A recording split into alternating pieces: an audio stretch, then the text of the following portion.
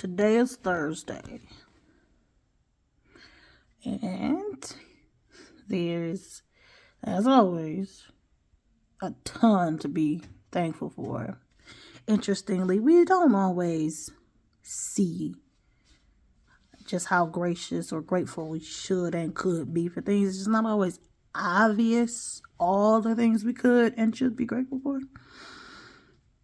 But some of it is more obvious than other stuff. Like thankful to be alive, thankful to have food, and stuff like that.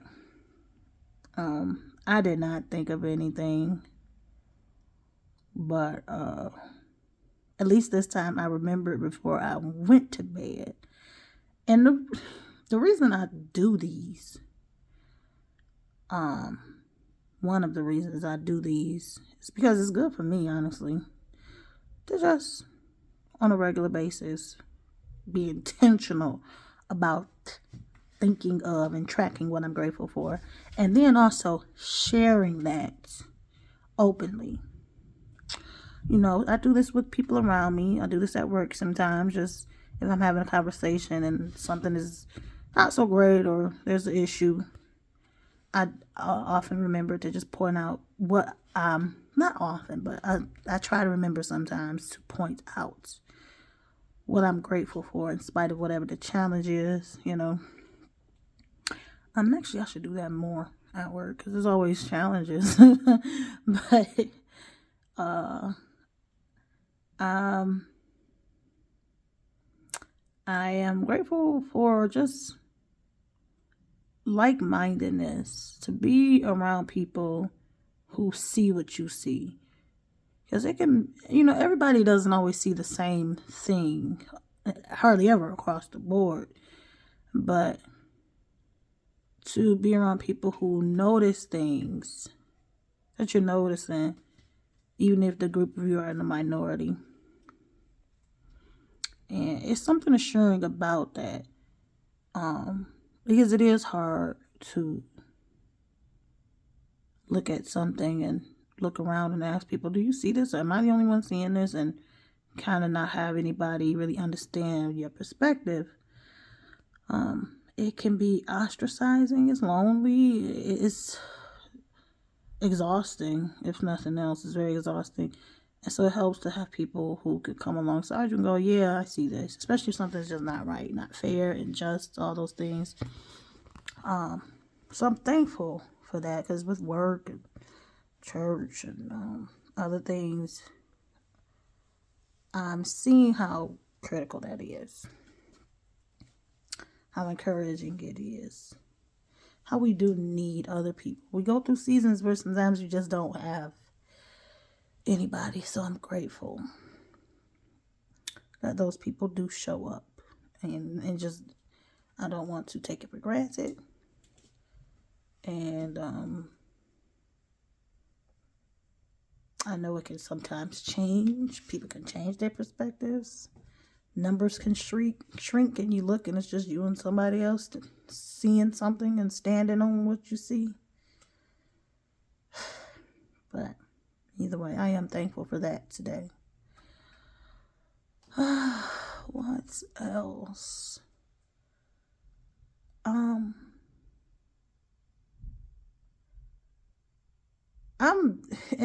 some of that actually just comes from work and stuff like that. I'm thankful for some of my colleagues. I work around some very interesting people. Very interesting people. Oh my goodness. But I will say some of the people that I work with and around used to be police officers. And when I tell you they got some of the most interesting stories,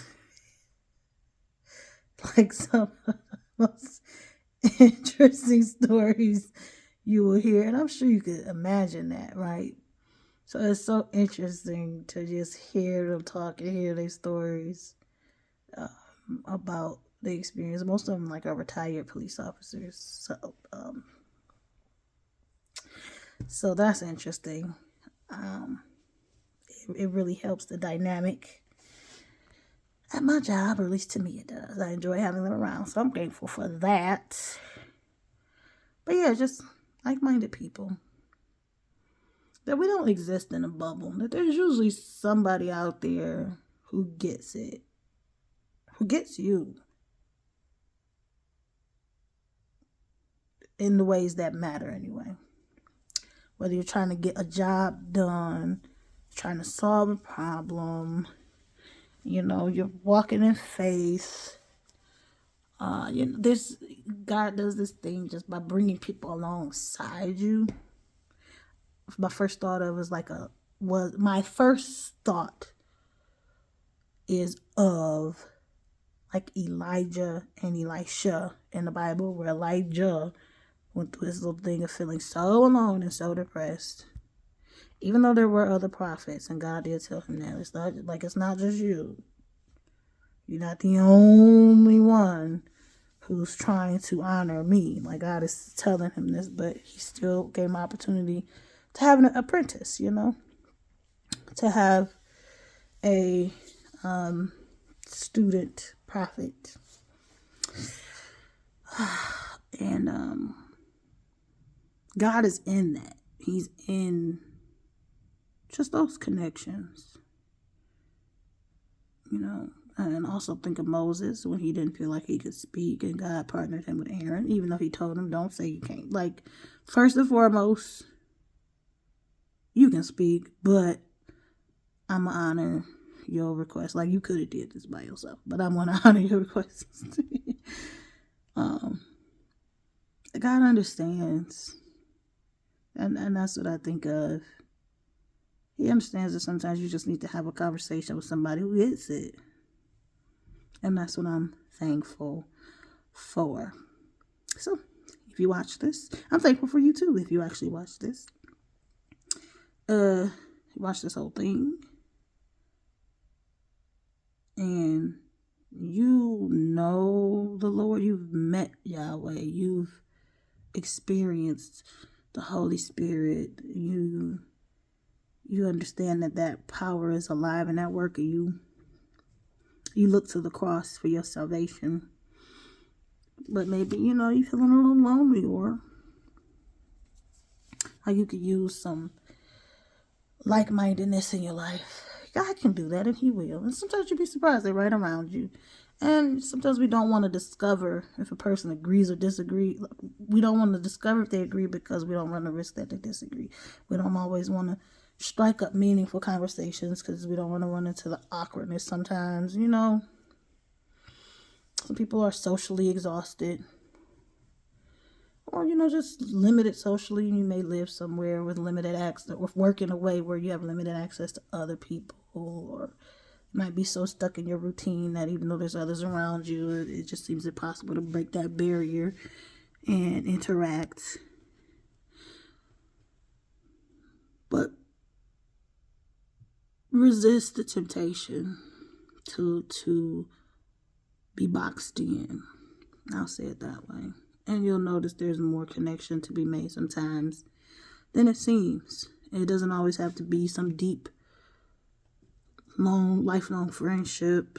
It doesn't always have to turn into that, but there are varying degrees of human connection that can be made in a healthy and encouraging, meaningful way. And the simplicity of just good conversations with people who see what you see is it's a nice little treat that really goes a long way. Even if those people don't become lifelong friends and lifelong connections. It could be in passing. It could be at work. It could be in your neighborhood. It could be on a vacation. You just meet a couple people, But especially when it comes to a challenge, a problem. Not just people who agree with you and complain, but people who see. That's the thing. There's some validation in that. So I pray that you would experience that, because God has that for you. if you don't know the Lord, because lately I feel more and more compelled to withhold just nuanced advice from people, because a lot of times it's pointless anyway if you don't know the Lord. So I'm going to always say, get to know Him. On here, anyway. Because I do have a strong habit of just trying to give people what seems like practical advice, or encourage them and motivate them to, explore practical solutions for some of their challenges so they don't feel overwhelmed by certain things, especially if it's like something I know, oh, this may help you, or you might be able to do that, or have you tried that? Just practical stuff, not like life altering. Well, some practical things can end up actually being life altering, but I do like problem solving, not fixing people, but mitigating hurdles and stuff like that. Like, well, let's get this thing out the way. Maybe things can go a little easier for you. Can't fix everything, can't fix your life. But hey, try this or try that. So I do that a lot. But I'm learning, there's nothing wrong with it, but try Jesus. I don't know how that sounds if somebody just has a simple problem and you just go, have you tried Jesus? And they're like, my car won't start. Have you tried Jesus? So I guess I'm not really saying that. I'm just saying, I want to just not circumvent, but just cut through all the stuff and get right to it. Because if you don't know Him, that's what you really need. I don't got no advice for you. For real. If you use the best advice and simplified your life and eliminated this hurdle and overcame that thing and figured out that thing, but you don't know Jesus, what is it all for anyway? So if you don't know Him, my advice is get to know Him, because He loves you and He sees where you are and He understands how to connect you with people better than you can do on your own. Better than you can do on your own. And you can learn the grace, the forgiveness, the togetherness, the fellowship, the like-mindedness, the eternal family element. You can really develop in these divine fruits that completely change how you interact with everybody, friend or foe. Completely change your experience with other humans. He does that for us. So get to know Him, y'all. If you don't know Him, receive Him. All right. Y'all have a good night or day or whatever time you see this. I'm going to bed, so I'm going to have a good night.